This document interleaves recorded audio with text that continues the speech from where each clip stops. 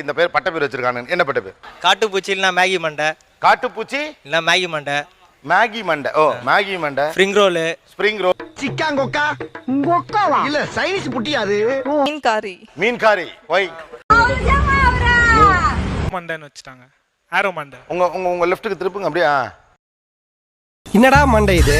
Tea கடையில tiles ஓட்டனா மாதிரி. பாபா நாய் சார். பாபா நாய். சில சிம்பிள் மாடிஃபிகேஷன். இதுக்கு பேரு ஃபெரிஸ் பெட். நீங்க வித்தியாசமா உங்களை பாத்தீங்கல்ல, பார்த்த உடனே உங்க மைண்ட்ல என்ன தோணுச்சு? அவ்வளவுதான். கார்ட்டூன்ஸ்.